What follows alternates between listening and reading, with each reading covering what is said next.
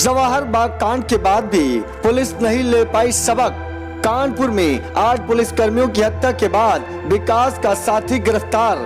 सवालों के घेरे में आने के बाद आखिर अब क्यों बनी मोस्ट वांटेड की लिस्ट? जेल में बंद सपोलों को आखिर कब तक पिलाया जाएगा दूध? जी हाँ, ये वो सवाल है जो पहले होना था वो अब किया जा रहा है। याद करो वो मथुरा वाला जवाहर बाग का कांड, याद करो सोनभद्र का कब्जा करने को लेकर दर्जनों हत्या करने का नरसंहार, याद करो उन बड़ी वारदातों जिनकी वजह से आज भी दहशत कायम है, याद करो उस व्यवस्था की जो होना चाहिए कि जब पुलिस किसी अपराधी को पकड़ने जाए तो उसे सुरक्षा के पुख्ता इंतजाम और किट दी जाए, याद करो अत्याधुनिक लड़ाई को लड़ने के लिए अत्याधुनिक असलहों का पुख्ता इंतजाम हो। हम बताएंगे कि आखिर कैसे एक गुनहगार को पकड़ने के लिए यूपी भर में पुलिस अलग अलग छापेमारी कर रही है और देश में भी इसके सबूत खंगाले जा रहे हैं। आप बने रहे हमारे साथ, हम बताएंगे कि आखिर कौन है जो यूपी का सबसे बड़ा है मोस्ट वांटेड। ध्रुव गोस्वामी, वैशाली एक्सप्रेस न्यूज, लखनऊ, उत्तर प्रदेश। कानपुर की बड़ी वारदात में विकास दुबे ने सिर्फ हिस्ट्री सीटर नहीं बल्कि दहशतगर्द भी है, जो किसी आतंकवादी से कम नहीं, जिसने रात के अंधेरे में फायदा उठाकर पीठ पर हमला बोला। काश ये कार्रवाई अगर दिन में होती तो शायद तस्वीर कुछ और होती। इसलिए कुछ ऐसी चीजों पर गौर करने की बात थी कि जब विकास को पकड़ना था तो दिन में उसका रोड मैप और पुलिस के जवानों द्वारा पकड़ने के दौरान कमान संभालने के लिए अपना स्थान का पता हो जाता। विकास दुबे ने जिस समय इस नरसंहार को अंजाम दिया वो पूरा सीसीटीवी यानी उसके बाहर लगे कैमरे में कैद हो गया और पूरा डाटा डीवीआर यानी डिजिटल वीडियो रिकॉर्डर भी मौजूद था। वारदात को अंजाम देने के बाद विकास अपने साथियों के साथ भाग गया और साथ ही नरसंहार का पूरा सबूत भी उठा ले गया। ध्रुव गोस्वामी, वैशाली एक्सप्रेस न्यूज, लखनऊ, उत्तर प्रदेश।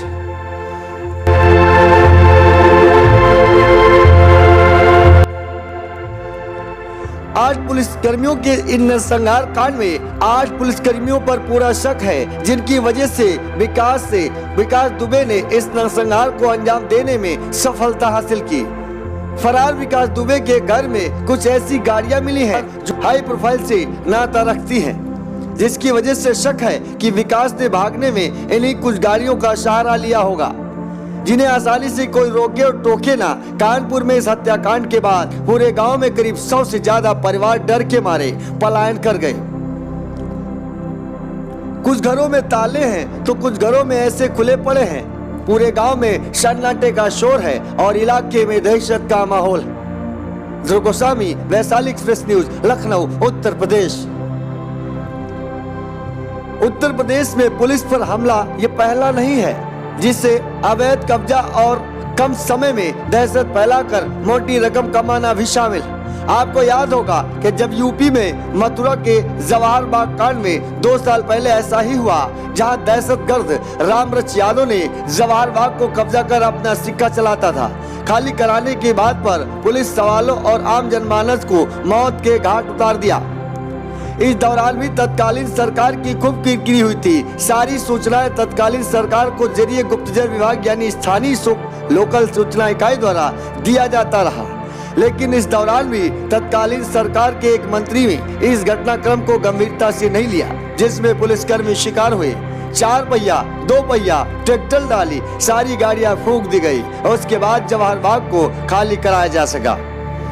इस वारदात के बाद भी पुलिस विभाग में अपराधियों से निपटने के लिए कोई ठोस तरकीब अभी इजाद नहीं पाई। हालांकि रामरच यादव का भी वही हाल हुआ जो एक अपराधी को होना चाहिए था।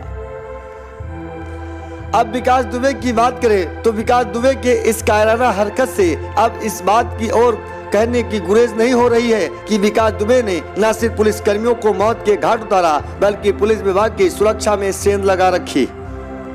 गौरतलब हो कि विकास दुबे की इस पूरी फिल्मी स्टाइल में हत्याकांड को अंजाम देने की कहानी पहले से बना ली गई थी और सिर्फ समय का इंतजार था।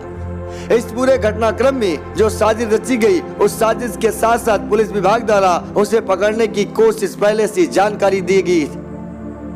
ध्रुव गोस्वामी, वैशाली एक्सप्रेस न्यूज, लखनऊ, उत्तर प्रदेश। विकास दुबे की जानकारी इससे पहले किसी और ने नहीं बल्कि पुलिस विभाग के कुछ पुलिसकर्मी भी विकास दुबे की फोन कॉल्स में उन पुलिसकर्मियों के नाम बेनकाब हुए जिन्होंने विकास को फोन कर उसकी गिरफ्तारी की सूचना दे दी। साथ ही बिजली विभाग की बिजली काटने के लिए भी फोन कर दिया और जिस समय फोन किया गया उस समय उसका रिकॉर्ड बिजली विभाग द्वारा एक कर्मचारी मीडिया चैनल को जवाब देते हुए सार्वजनिक कर रहा।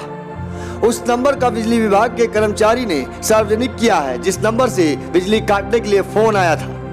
ध्रुव गोस्वामी, वैशाली एक्सप्रेस न्यूज, लखनऊ, उत्तर प्रदेश।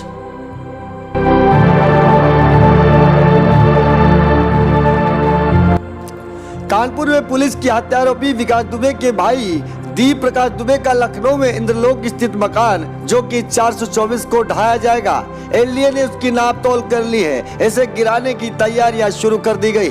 प्राधिकरण के सहायक अभियंता पीके श्रीवास्तव के नेतृत्व में एलडीए के इंजीनियरों की टीम शनिवार को मकान का निरीक्षण किया।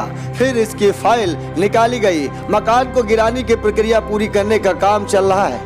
जाहिर है यह मकान आखिर बना तो कैसे बना, उस समय क्या किया जा रहा था।